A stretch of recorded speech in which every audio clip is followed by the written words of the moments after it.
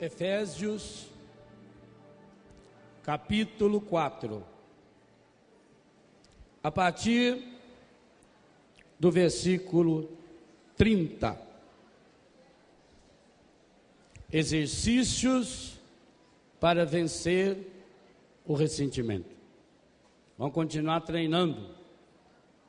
Queremos meditar agora exatamente sobre isso. Exercícios para vencer o ressentimento. No primeiro momento da manhã nós falávamos de 3 exercícios. Você vai encontrar esse tema na fita Troque de Canal, Mude de Vida. E a continuação, exercícios para vencer o ressentimento. Quais foram os 3 primeiros mesmo? Renunciai à mentira. Segundo, pegar o boi pelo chifre. Você já notou que quando o pernilongo morde a gente, morde e pica, a primeira coisa que você faz é ir com a mão no lugar? Quando a abelha vai lá e pica você, você vai com a mão e espreme para sair o...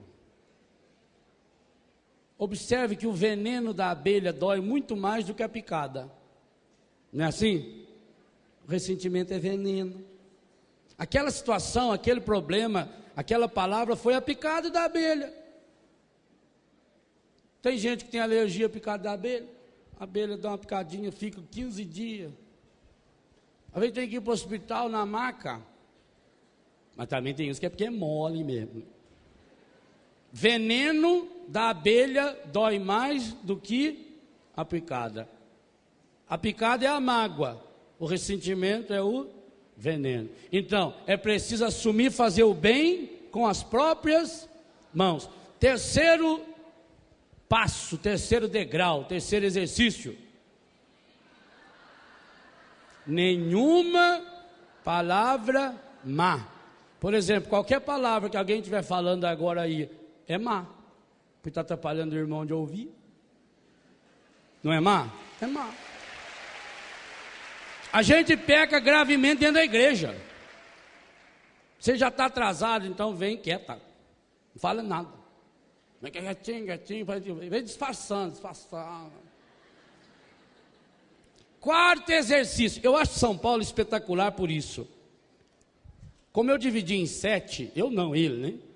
Eu só fiz o trabalho de montar o esquema. O centro, que vale para os 3 primeiros que nós já aprendemos, e para os 3 que nós vamos aprender, é espetacular. Porque coloca o cerne da questão aonde ela precisa estar, e que, se vocês observarem bem, tem sido a grande insistência que o Padre Jonas tem feito Brasil afora, e que está de um modo muito claro refletido no livro Reinflama o Carisma, e no livro Se Ensina ou Não.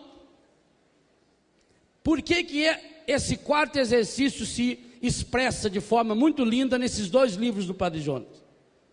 Reinflama o carisma significa que eu preciso retomar a ação do Espírito Santo em minha vida.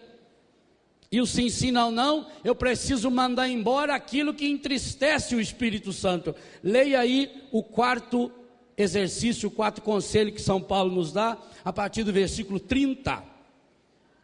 Não contristeis o Espírito Santo de Deus. Diga para quem está do seu lado. Se você quer ser livre do ressentimento, não contristeis o Espírito Santo de Deus, com o qual estáis selados para o dia da redenção. Não contristeis o Espírito Santo. Ora, nós temos várias pregações, inclusive aqui gravadas sobre isso.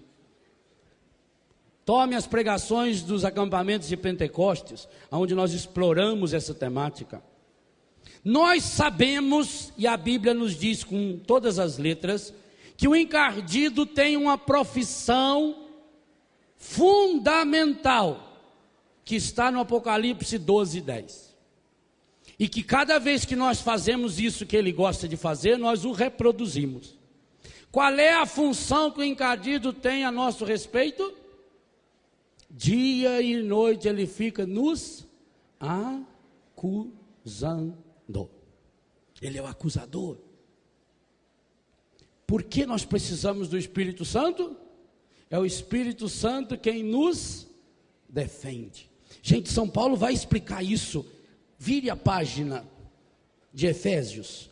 São Paulo explica isso de forma linda, quando fala da armadura do cristão.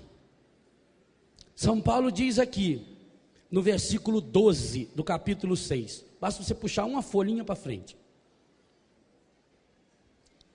No versículo 11, ele retoma esse tema do ressentimento. No 10 já ele diz: finalmente, irmãos, fortalecei-vos no Senhor. Aí, nós não estamos fazendo exercício para fortalecer? Fortalecei-vos no Senhor, pelo seu soberano poder. Revesti-vos da armadura de Deus, para que possais resistir às ciladas do encardido. Lá ele falou: não deis entrada. Aqui toma cuidado com as ciladas. Qual é a cilada que o encardido mais usa? Versículo 12: não é contra homens de carne e sangue que temos de lutar, mas contra os principados e as potestades. Está vendo?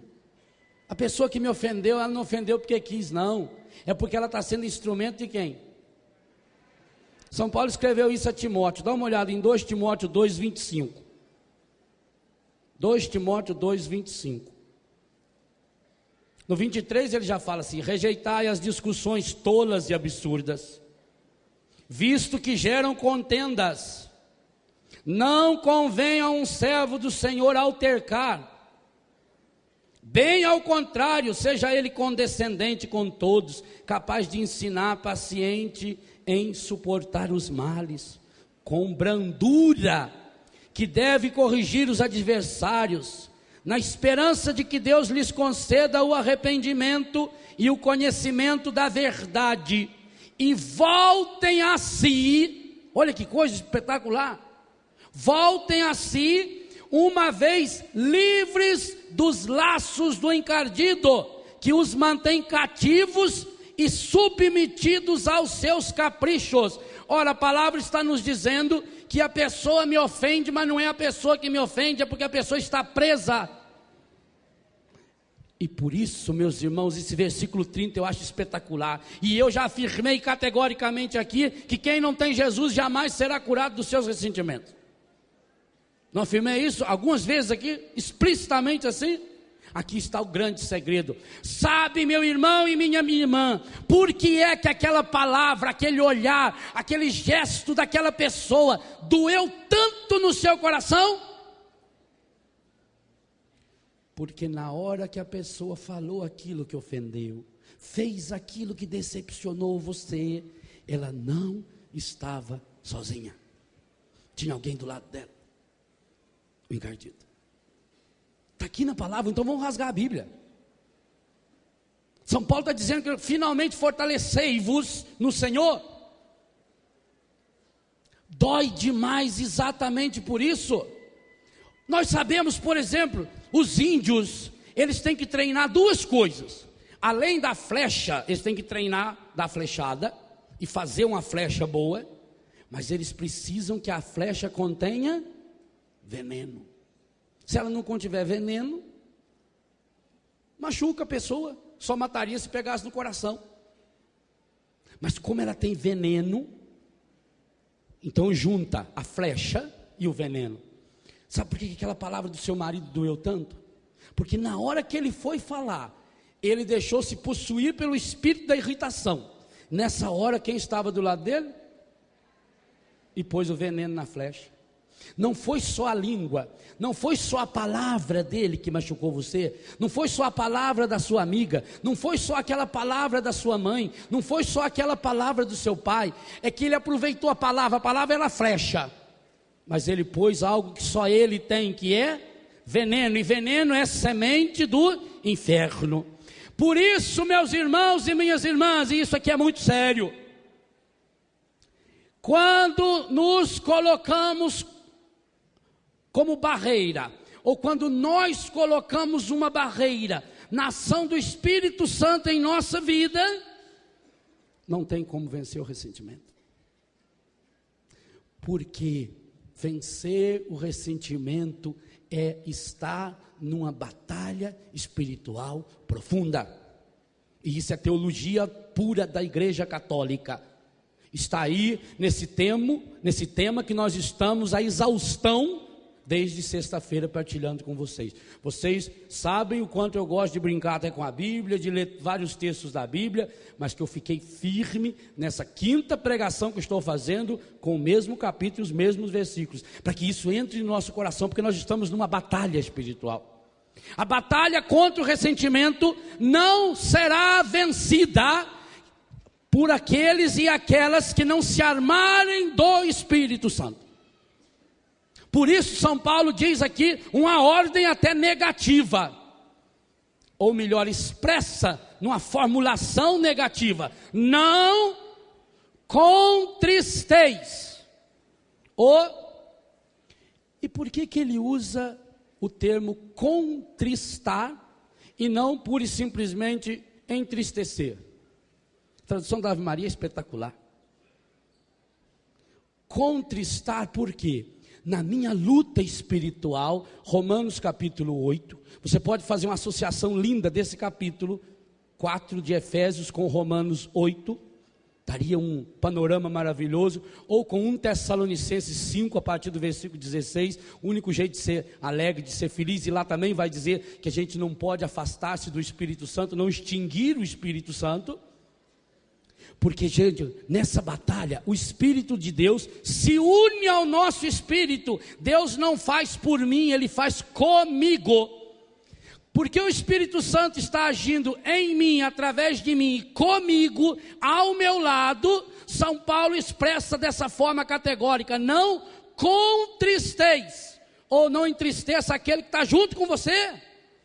E quem está junto comigo? Aliás, é muito fácil saber, basta ler Gálatas 5, os frutos do Espírito Santo. Quem tem o Espírito Santo produz os frutos do Espírito. Ora, você já observou, será possível que é só um acidente de percurso, que entre os 15 frutos do encardido em nós, que está em Gálatas 5 a partir do versículo 19, começa já no versículo 16, entre os 15 frutos, 8, portanto a metade mais uma, maioria absoluta, referem-se a frutos encardidos dos nossos relacionamentos.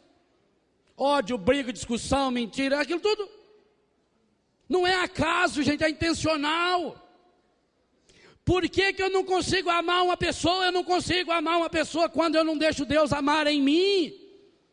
São João escreveu isso no final do primeiro século: caríssimos, amemo-nos, porque o amor vem de Deus, e todo aquele que ama é nascido de Deus e conhece Deus. Quem não ama não conhece Deus. Logo, quem não conhece Deus, quem não trabalha em parceria com o Espírito Santo, não conseguirá vencer os seus ressentimentos. E não vencendo os seus ressentimentos, abriu uma porta para que o encardido venha aninhar-se em seu coração. E quando ele aninha-se no nosso coração, feito um vírus que entra num computador, ele vai lenta e gradativamente comendo tudo que está lá dentro, comendo o meu corpo. Reveja o que nós pregávamos ontem na segunda pregação da manhã, vai destruindo a minha capacidade de defesa, vai destruindo, depois ele vai no meu espírito, ele começa a comer, ele tira a sua alegria, ele tira o entusiasmo, ele tira a esperança, ele tira a disposição.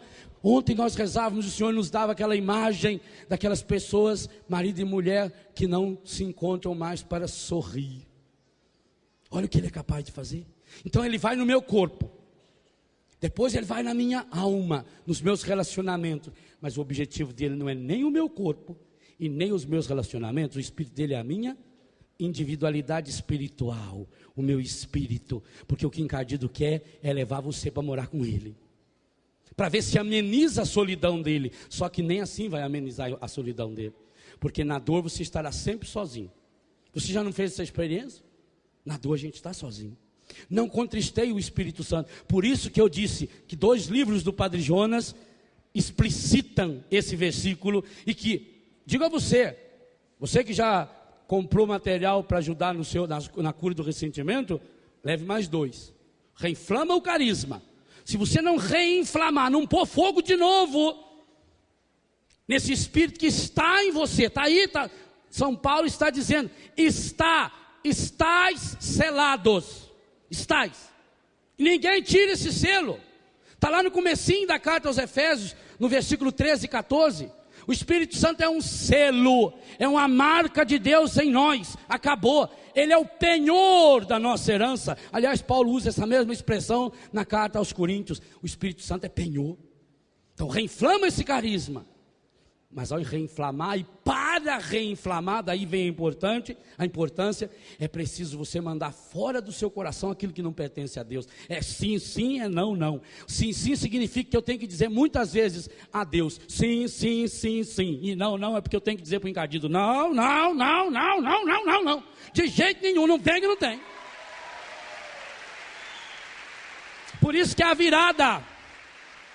O versículo que engancha, e foi por graça de Deus que terminamos no terceiro exercício, e estamos recomeçando no quarto. O gancho dos 7 exercícios das virtudes espirituais para vencer o ressentimento é: não contristeis. Contristeis, grave essa palavra.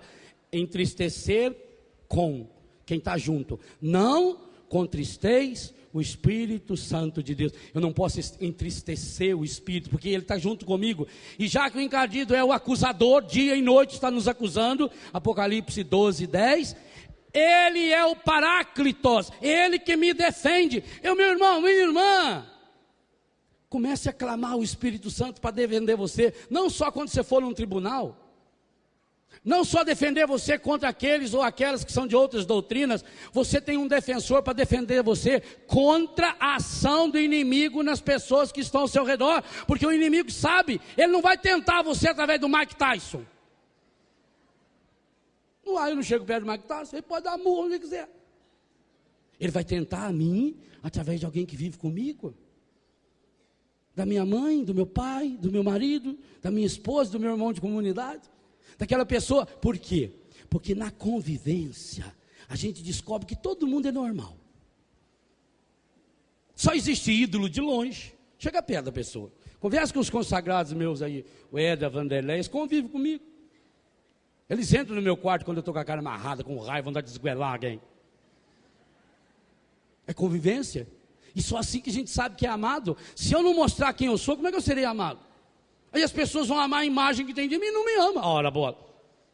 É o grande problema dos ricos. Os ricos nunca sabem se a pessoa ama ele ou o dinheiro dele. Só tem um jeito. Fica pobre, mas não quer ficar pobre, morre sem amor. Muito mais difícil.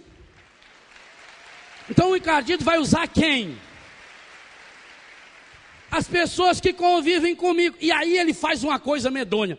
Você convive com a sua mãe, por exemplo, desde que você nasceu, antes de nascer na barriga dela, está no livro Homens e Mulheres Restaurados, as orações lindas que Deus foi nos inspirando durante a concepção, a gestação, o nascimento. Pega aquela história toda linda que aconteceu. Quantas noites a sua mãe não dormiu, quando estava grávida de você. Olhe para uma mulher grávida, com todos os problemas da gravidez, de um final de gravidez, às vezes sozinho, o frio, as estrias, as doenças que surgem no corpo, os incômodos. Tudo isso o encardido vai passando um pano, ele vai apagando. A sua mãe atender você quando você tinha 1 mês, 2, 3, cada dia, foram 24 horas. Ela inclusive deixou de ser esposa do seu pai por sua causa durante um bom período. Quantos pais ficam até tristes por isso? Ela se matou por você. Mas o encardido vai apagando, apagando, apagando. E aí o que você se recorda? Recorda da sua mãe quando você tinha 6 anos de idade. E um dia, porque você andou fazendo um monte de coisa errada, que você já esqueceu também, igualzinho a gente esquece os pecados para confessar, a gente esquece tudo o erro que a gente fez. Esquece que jogou uma pedra lá, que nem o Nelsinho fez aquela vez, jogou a pedra na casa da mulher lá. A gente esquece. Mas eu só lembro daquela mágoa da minha mãe, porque eu estava lá com meus colegas. E ela pegou e gritou.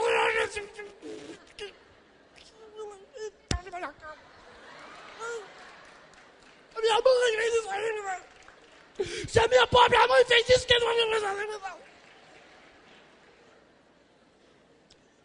O encardido faz você trocar 6 anos, vezes 365 dias, vezes 24 horas, vezes 60 minutos, vezes 60 segundos, por 1 milésimo de segundo que a sua mãe, num momento de lucidez e sabedoria, enfiou a mão na sua cara que você merecia mesmo. Não é assim que faz? Não contristei o Espírito, é isso. Então, na hora que eu vou lembrar, você quer lembrar de sua mãe e de seu pai? Louvar. Aliás, quem me conhece sabe muito bem disso. Nunca na minha vida, desde que eu me lembro por gente que eu estou nesse ministério, comecei a engatinhar nessa vida em 1973, nunca eu fiz uma oração de cura interior usando palavras de ciência, sem que tivesse na presença do Santíssimo Sacramento. Nunca. Eu não. Faço pequenas orações, ensinando as pessoas, mas oração nunca. Por quê? É o único lugar que eu posso reler a minha vida sem contristar o Espírito Santo, é diante de Jesus. É mergulhando a minha miséria no coração. Sem a minha miséria no coração de Jesus não tem misericórdia. É somatória, misericórdia, 2 palavras. Eu tenho que mergulhar. Então não releia a sua vida a não ser na presença de Jesus. Aí você vai ver, aí você vai perceber. Então, não contristeis o Espírito Santo. Ele é o nosso Paráclitos, ele tem que nos defender. Gente, a arma que mais mata nós é aquela do dia a dia. É a língua daquela pessoa, é o jeito de olhar da pessoa, é o temperamento da pessoa. Ele vai mexendo naquilo. No começo você nem liga muito. Por que as pessoas dizem no namoro era de um jeito, depois que casou piorou? Não era igual, só que você nem via, você nem dava bola para aquilo, para aqueles defeitozinhos que a pessoa tinha. Você nem dava bola. Agora é na convivência, segunda, terça, quarta, quinta, sexta, sábado, domingo. Pega um dia de chuva, televisão fora do ar, não tem onde ir. Você olha para aquela cara. Pessoa com os olhos cheios de ramela, não penteou o cabelo. Aquele nariz tudo cheio de pelo. Mal arrumado, e tem gente que anda mais arrumado dentro de casa, só de que as roupas lá. Aí não vai sair hoje, nem pentei o cabelo, que é a gadeia, que é a coisa medonha. Você olha para aquilo, misericórdia. Oh, meu Deus. Será que uma pessoa pode ser condenada o resto da vida por algo que ela falou no momento? Para que eu fui falar aceito? Para que eu fui repetir, eu te recebo por meu marido? Uma pessoa não pode ser punida a vida inteira por uma bobagem, não pode. Aliás, eu estava até bêbado quando falei aquilo. Eu nem queria falar, tanto que eu atrasei 45 minutos. A maior prova de que a moça não quer casar é o atraso dela no início do casamento. Por isso que se for eu, não chega atrasado, que se chegar, fui embora. Com certeza. Então é aí que eu preciso, é nessa...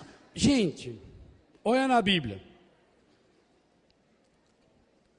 São Paulo diz que a gente precisa da força do Espírito Santo, é espetacular.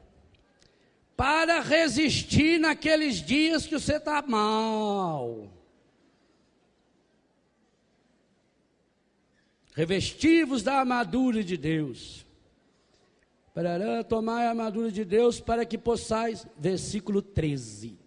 Tomai, vírgula, portanto, vírgula. A armadura de Deus, que ele começou a falar no versículo 11, para que possais resistir nos dias maus, e manter-vos inabaláveis no cumprimento do vosso dever. Nos dias maus, com U, é naquele dia que eu estou com raiva, naquele dia que eu estou irritado, naquele dia que eu estou nervoso. Você acordou às 3:30 da manhã, com aquela dor medonha na perna, a hemorroida voltou, você não tinha a pomada de castanha da Índia, dureza, é uma coisa pessoal, íntima, e inclusive é uma doença ruim que não dá de a gente estar falando para a turma, não, estou com problema hoje, me atacou a hemorroida, você nem conta para ninguém, não. Estou com problema na perna, coluna. Ah, não conta. Pode ver, ninguém vai em médico conhecido quando é especialista nessa área, não vai. Vai em outra cidade, faz de conta que vai viajar, marca consulta para uma tia, avó, que vem não sei da onde, de noite. É naqueles dias maus. Você tem esses dias, eu também tenho. Tem dia que você não está para briga. Tem dia que se a pessoa encostar um palito de fósforo, você não pega fogo. É nesses dias maus que eu tenho que resistir. Não é no acampamento, gente. Aqui está todo mundo louvando o Senhor, aleluia, glória a Deus. Eu quero ver segunda-feira, terça-feira, quarta-feira, quinta-feira. É naquela hora que eu não estou bem. E você vai ter, e eu tenho, um monte de vezes. Mas eu preciso saber de uma coisa linda, linda, linda, que a palavra está nos ensinando. Também nesses dias, sabe quem que está do seu lado? O Espírito Santo. Só que o Espírito Santo não é enxerido. O Espírito Santo, fiel ao Pai e ao Filho, portanto agindo na mesma coerência, jamais são enxeridos. Eles não aproveitam das nossas fraquezas que nem o encardido. Gente, eu vou dizer uma coisa a você que um dia você vai entender. Aquilo que nós rezávamos ontem à noite, talvez muitas vezes você teve mágoa de Deus, decepção com Deus. E você perguntou por que Deus não fez isso? Um dia você vai entender. Sabe por que muitas vezes Deus não interferiu na sua vida? Porque mesmo quando você não se respeita, Deus respeita você. Porque Ele sabe quem você é. Ele sabe. Eu falo nesse livro, Homens e Mulheres Restaurados. Deus não tirou de você aquilo que Ele pôs. Ele sabe quem você é. Ele sabe, portanto Ele respeita você. Mesmo quando você não se respeita, Deus respeita você. Então, meu irmão, minha irmã, se você quer Jesus agindo no seu coração, eu estou à porta e bato. Se você abrir, Ele entra.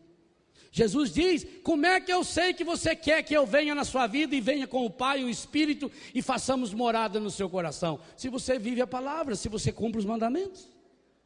Aí eu sei que você quer. Mostra, demonstre que você quer.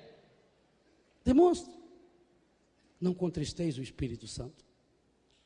Não deixe o Espírito Santo triste com você ao seu lado.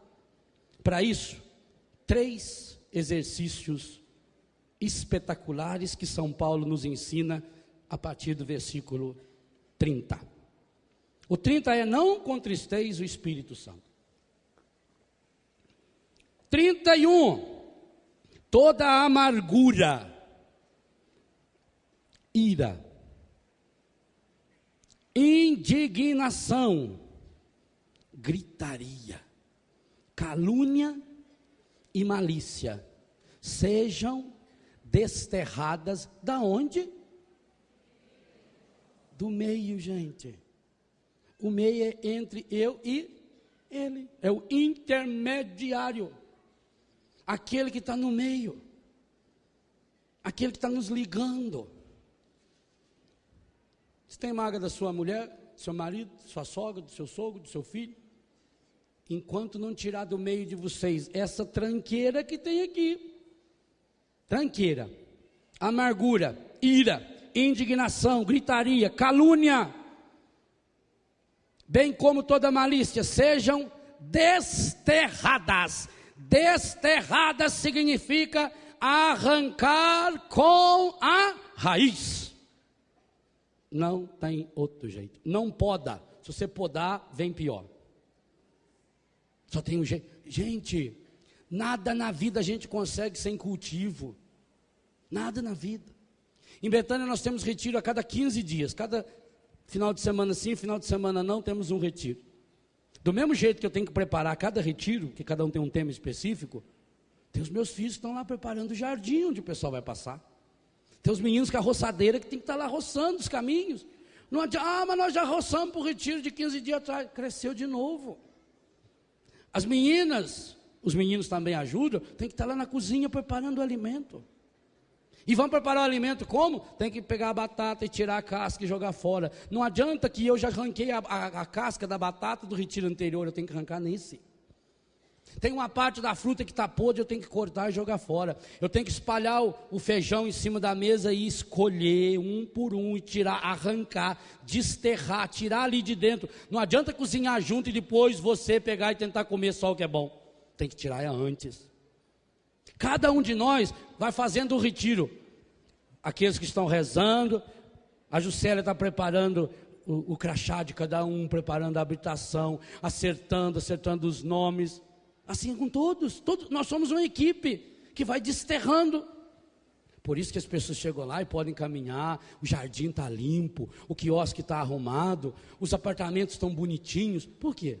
Porque alguém tirou o mal pela raiz, não tem jeito. Só é bonito se você cuida. Grave uma coisa muito séria na sua vida: nada na vida que presta você lucra e ganha se não cultivar com muito amor, com muito carinho. E por isso que a gente tem que aprender técnicas de cultivo novos. Os caras que fazem horta hoje, por exemplo, eles têm técnicas tão maravilhosas, por exemplo, para o alface, que em 20 dias você tem uma cabeça de alface maravilhosa. Está aprendendo técnicas. Mas uma técnica é aqui, no Japão, nos Estados Unidos, onde você for. Tem que tirar o mal pela raiz. Tem que arrancar. Não tem outro jeito. Você quer um jardim bonito? Cultive. E cultivar significa plantar coisa boa, cercá-lo para não deixar os bichos pisar em cima, mas é também tirar as raízes do mal, é desterrar, joga fora com raiz e tudo.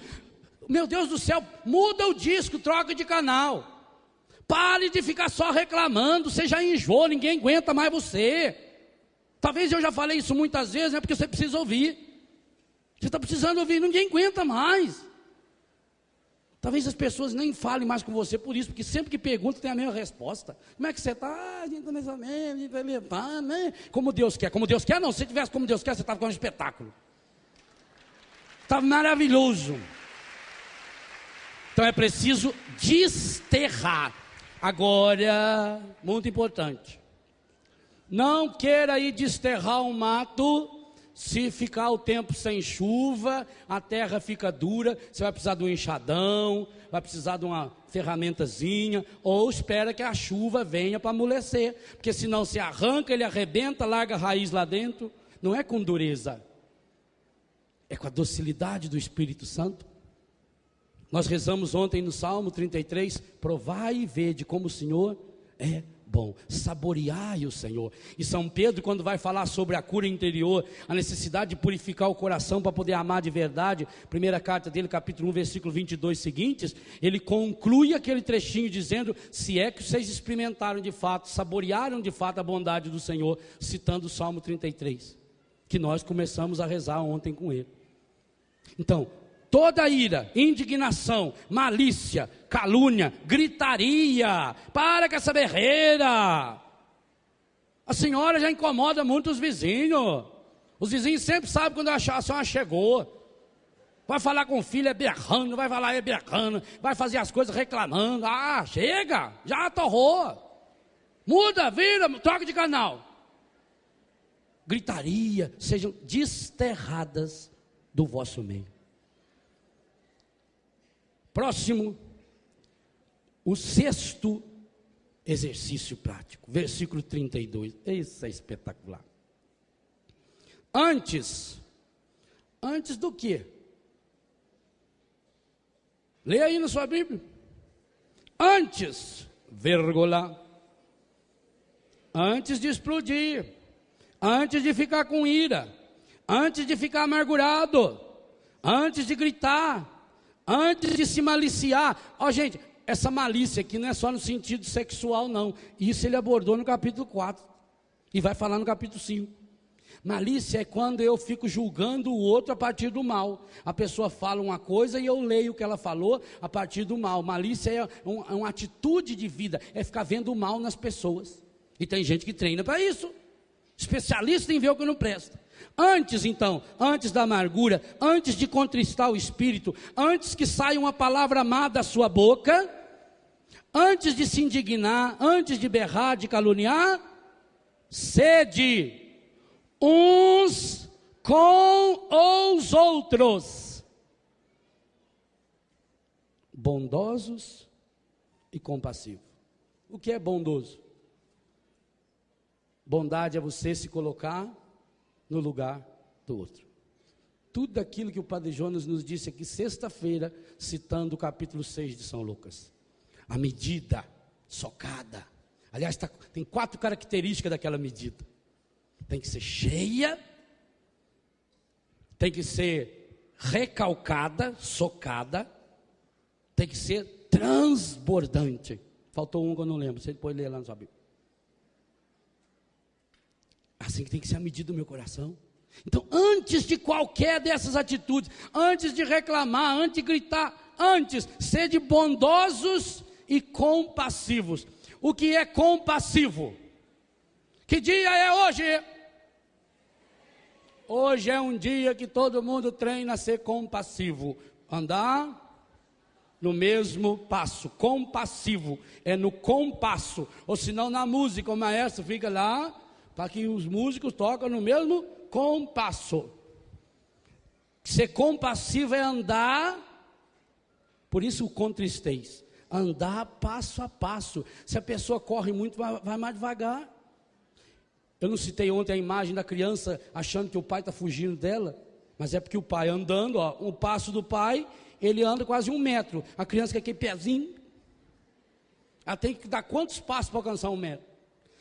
Você já voltou lá onde você nasceu, aonde você passou a infância? Olha como era larga a rua para atravessar. É a mesma distância.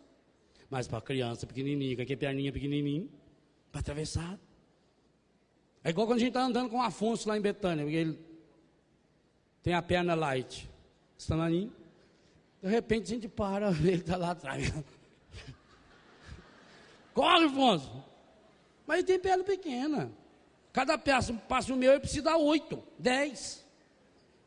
Com um passo.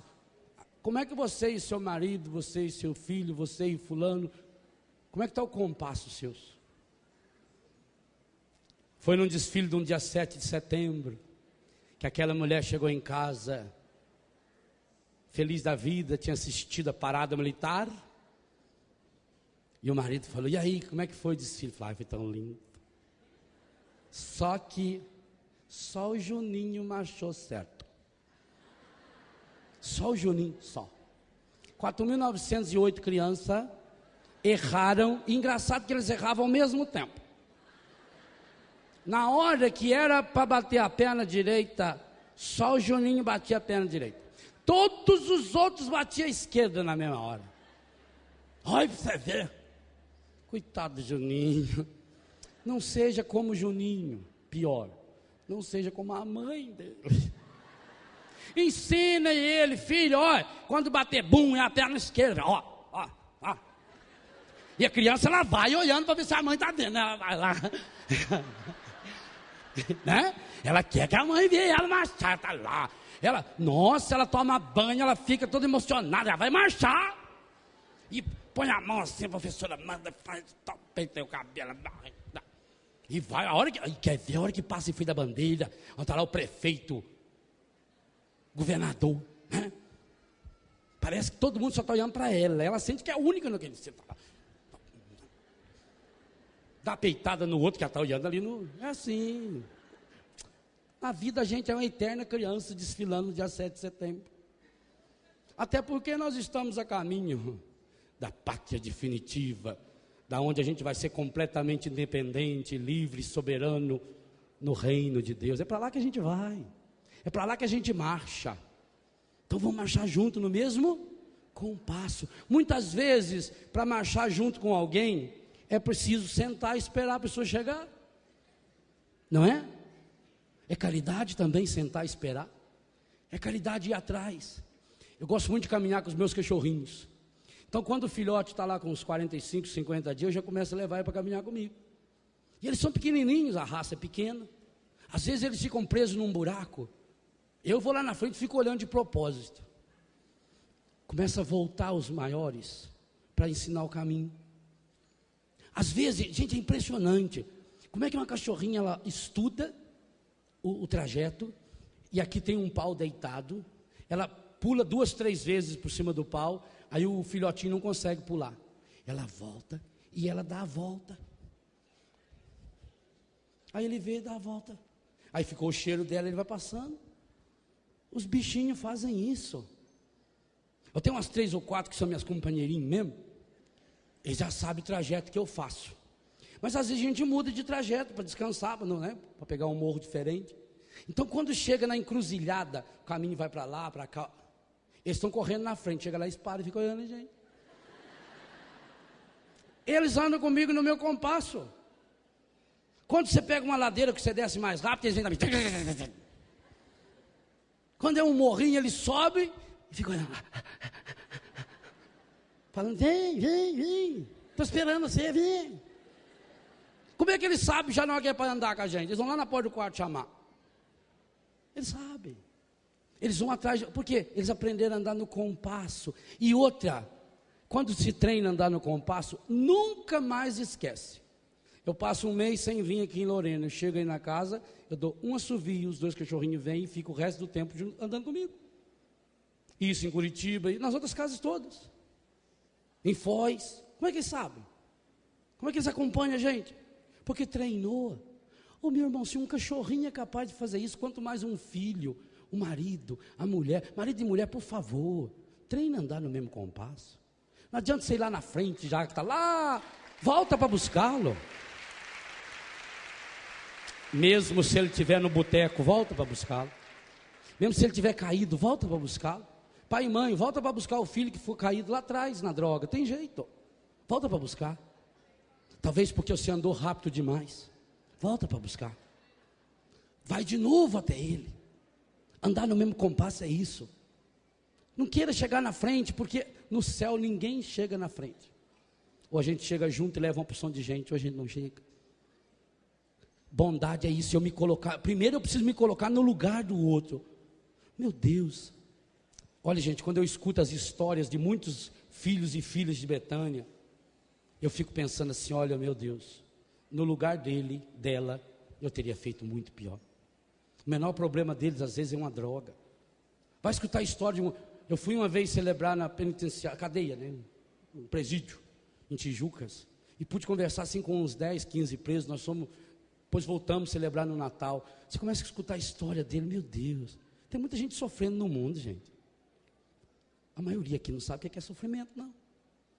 Estou falando de sofrer. Aquele povo passando fome. Nesses países, ontem na bênção, há um momento, acho que na oração dos fiéis, foi que a Lu leu, a gente pedia por aqueles países onde não se pode construir um templo para Deus. Não é? Olha que coisa fantástica. Quantos, gente? Um menininho lá no Japão me dizia, tio, você sabia que na minha escola a gente não pode ir com camiseta de Jesus? Não pode usar crucifixo? Não pode? Quantos países eles não podem? Você sabia que no continente africano tem 30 milhões, é a população do estado de São Paulo, de pessoas contaminadas em consequência do vírus do HIV, ou com AIDS, ou doenças similares? 30 milhões. Por que o governo não vai fazer propaganda de camisinha lá? Para que as crianças de 10 anos de idade, devia fazer propaganda de camisinha, porque as crianças estão com 8 anos, 10 anos, 2 anos de idade, que já perdeu o pai, já perdeu a mãe, já perdeu todos os irmãos adultos, e hoje tem a menina de 10, de 11, de 12 anos, cuidando de mais 3, 4 irmãozinhos, que se colocar todos eles numa balança, não dá 30 quilos. A gente não sabe o que é sofrer, não sabe. Ah, meu Deus, por que não me escuta? Bondade, coloque-se no lugar da pessoa. Se você tem a graça de Deus de não ter esse problema, louvado seja Deus, mas tenha coragem de, ao menos espiritualmente, se colocar no lugar dessa pessoa. Meu irmão, minha irmã, coloque-se no lugar do seu marido, da sua mulher, do seu filho, da sua mãe, do seu pai. A gente não sabe que as pessoas estão sofrendo. Bondade é isso, eu me colocar no lugar da pessoa, eu acreditar que a pessoa vai vencer, mas isso só é possível quando eu me torno compassivo, quando eu ando junto. Agora, esses 6 conselhos, esses 6 exercícios, vamos relembrar os 6. Primeiro, renunciar à mentira. Segundo, fazer o bem com as próprias mãos. Terceiro, nenhuma palavra má. Quarto, não contristeis o Espírito Santo de Deus. Quinto, amargura, ira, indignação tem que ser arrancada. Sexto, sede bondosos e compassivos. Nenhum desses 6 vai dar certo se faltar o 7º. Porque o sétimo nos lembra os 70 vezes 7. O sétimo conselho diz a regra de ouro na cura do ressentimento. A única possibilidade que tenho de chegar no coração de Deus, qual é? Perdoar não é só isso que está aí não, lê todinho. Está explícito, está completo. Esse versículo é completo, leia-o bem alto.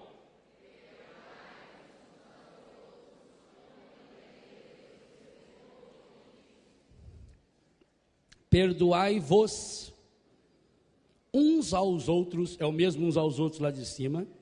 De que jeito? Como? Do mesmo jeito. Da mesma forma que Deus vos perdoou. Aí o segredo. E esse segredo é, e eu disse já, nenhum dos 6 anteriores funciona se não colocar esse exercício em prática. Veja, eu já dei o nome dessa pregação, são exercícios práticos, exercícios na luta contra o ressentimento, exercícios práticos para se chegar ao ressentimento. Exercício significa que eu tenho que exercitar o perdão. Perdão se exercita. Perdão não é um sentimento, gente. E a maior prova de que perdão não é um sentimento é a cruz de Jesus.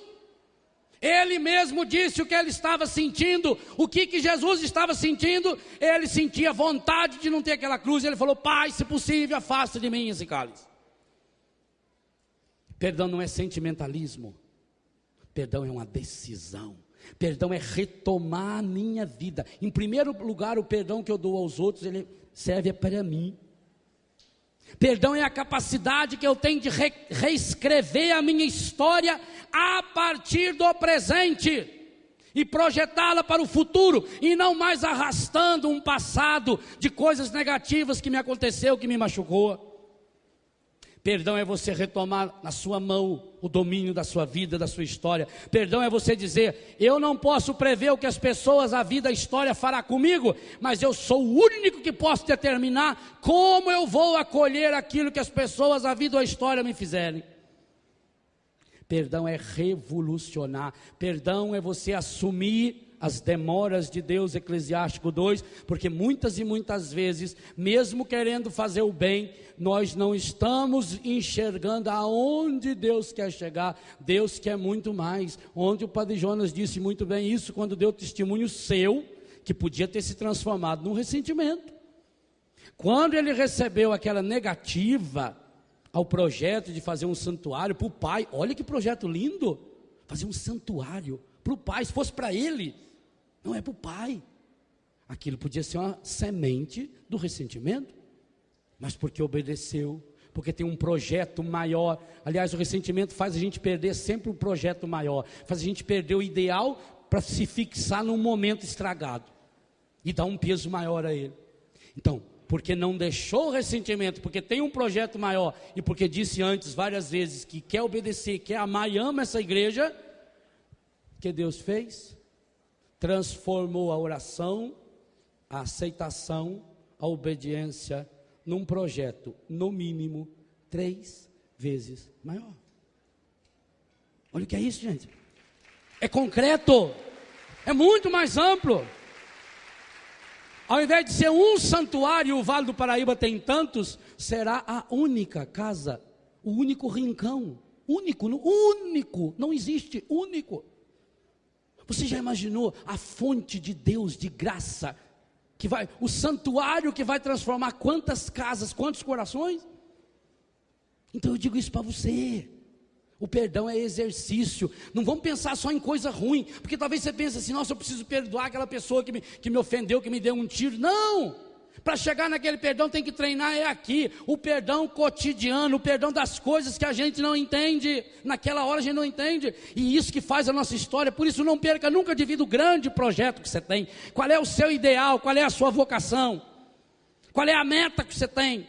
O encardido consegue fazer isso. Ao fixar você no ressentimento, ele faz você esquecer o grande projeto e se prender num toquinho. E ficar preso aquilo ali, cavucando. Devolva, pergunte-se: qual é o meu grande projeto? Quem está no comando da minha vida? Eu queria convidar você a reescrever a sua história de mágoa. Reescreva a sua história. Só que agora precisa mudar alguns personagens principais. O Juvenal também precisa reescrever a história de mágoa dele. Só que agora os personagens principais precisam ser outros. Não pode mais ser os culpados, nem as desculpas. Eu não posso mais ser a vítima. Eu quero que você reescreva a mesma história, sem mudar nada, a não ser os protagonistas. Porque isso é você que escreve, que coloca, dá o peso que a pessoa vai estar. É o diretor que diz, você fica aqui, você aqui, você aqui. Eu queria que você reescrevesse a sua história. Mas reescreva a partir de Jesus. Da experiência, porque o texto está aí concluindo, como Deus vos perdoou em Cristo Jesus. Reescreva a sua história a partir do perdão que Deus oferece cada dia a você e a mim. Meu irmão, minha irmã, quando nós sabemos, mas para isso é preciso tirar as nossas máscaras, quando nós sabemos a merda que nós somos, a miséria que nós somos, e ainda assim saber que Deus nos ama tanto dia e noite, mesmo quando eu fiquei longe de Deus, o Pai que faz nascer o sol sobre justos e injustos, mesmo quando eu me afastei de Deus, mesmo quando eu estive tão longe desse Deus, Ele continuou me amando e me perdoando. Quantas vezes Deus já perdoou você? Quantas vezes Deus me perdoou? Meu irmão, pelos pecados que eu, Léo, já fiz. Não é para eu estar aqui nesse rincão, não. Era para eu estar ou no fundo do inferno, ou numa cadeia, ou na sarjeta. Se eu estou aqui em pé desse jeito, quem me segurou foi, continua sendo e será Ele. O dia que você me vê caído, não olha para mim. Só descubra de uma coisa, eu larguei das mãos que estavam me segurando. Então não largue dessas mãos que seguram você.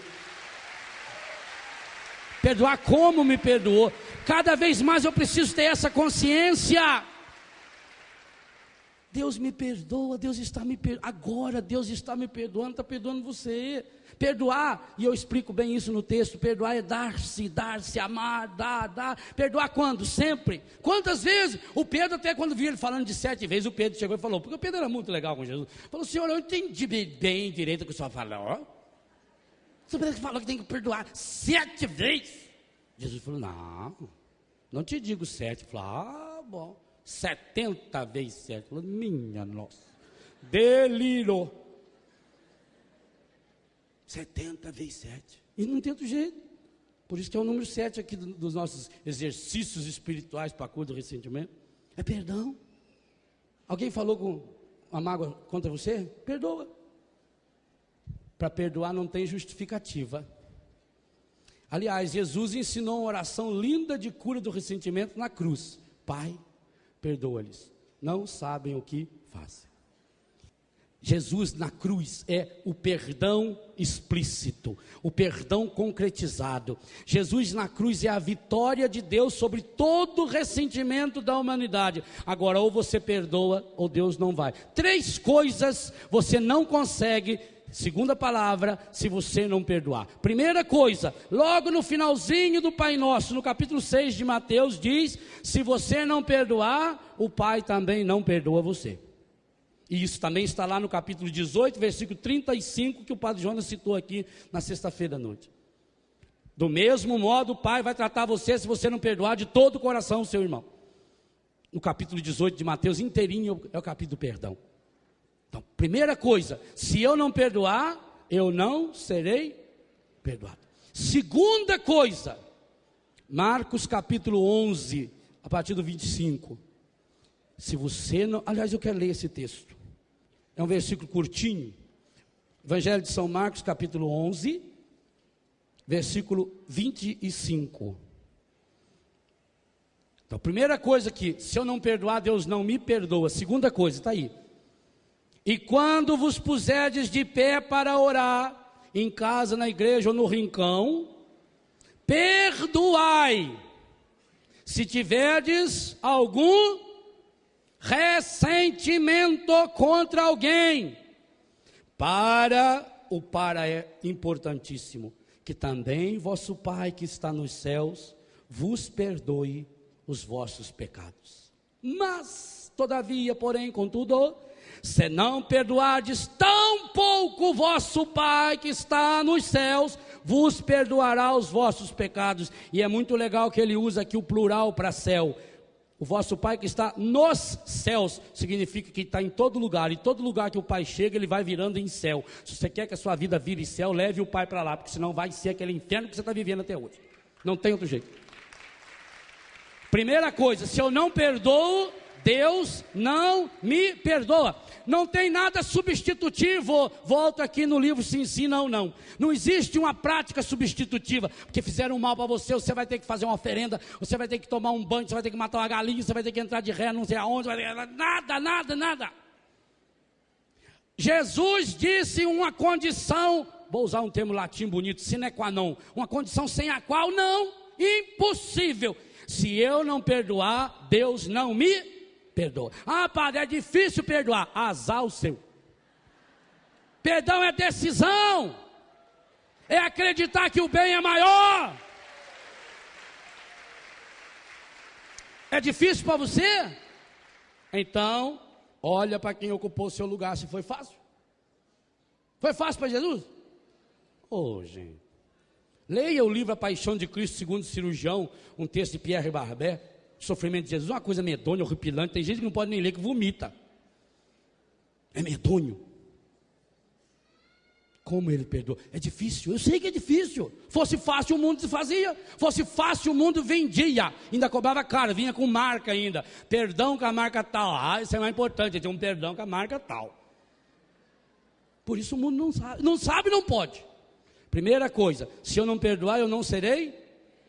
Segunda coisa, se eu não perdoar, Deus não escuta a minha oração.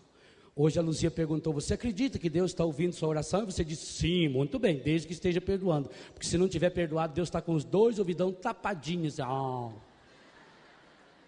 Desligou o aparelho. Que ele tem lá aqueles aparelhos de tradução simultânea.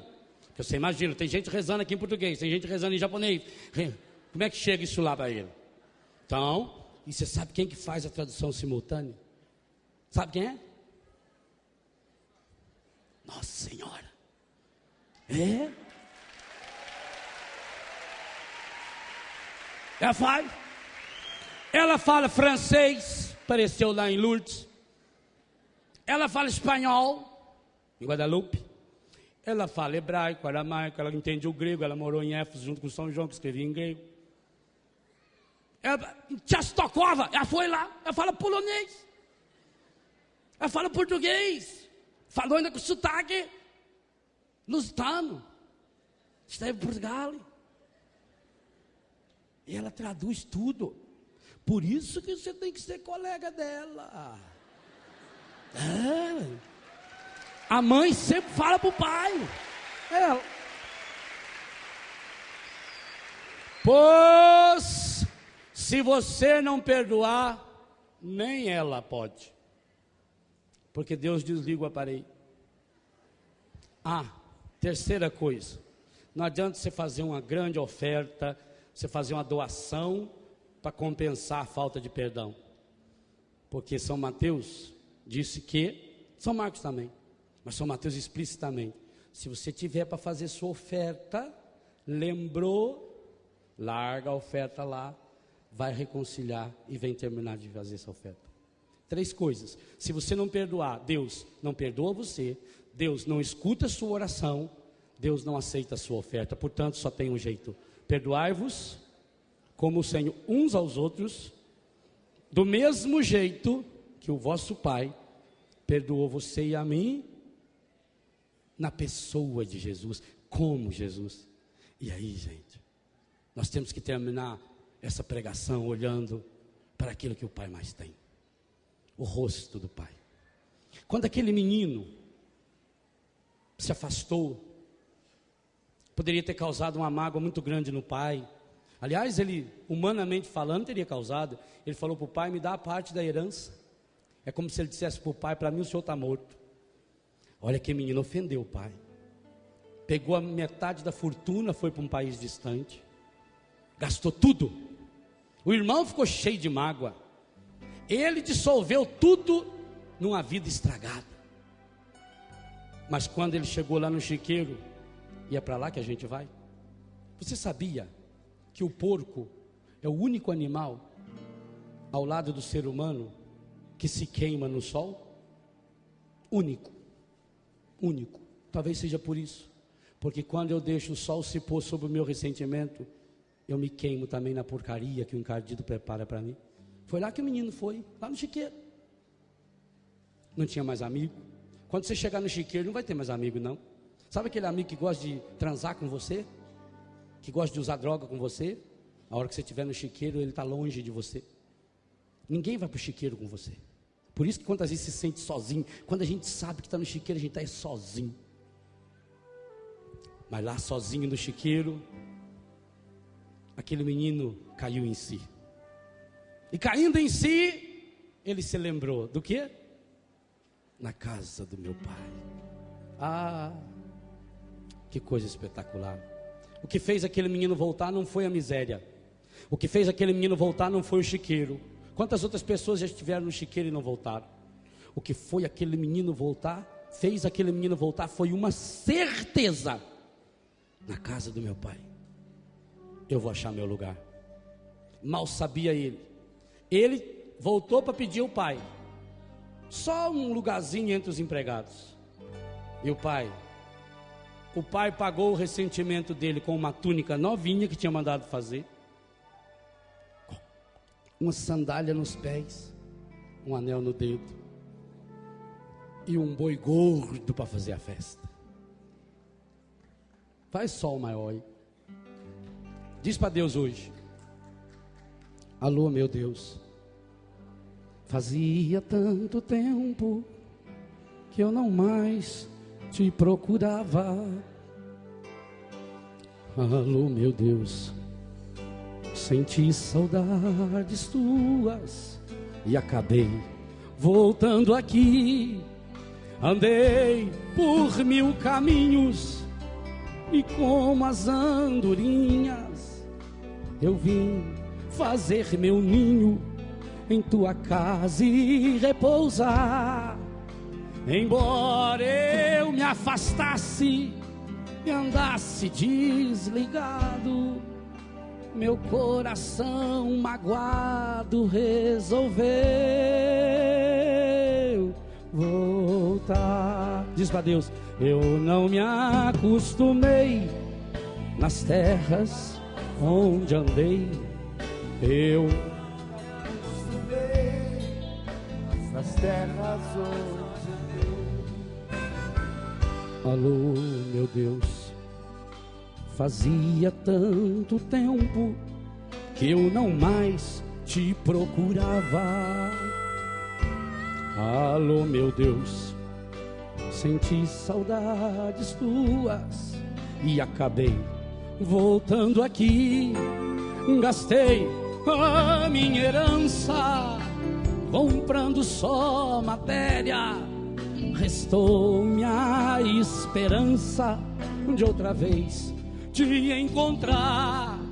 Voltei arrependido, de coração ferido, mas volto convencido, este é o meu lugar. Diz para Deus: eu não me acostumei nas terras onde andei. Vai fechando os seus olhos e dizendo isso para Deus: acostumei nas terras onde andei. Repita para Deus: eu não me acostumei nas terras onde andei. Eu não me acostumei nas terras onde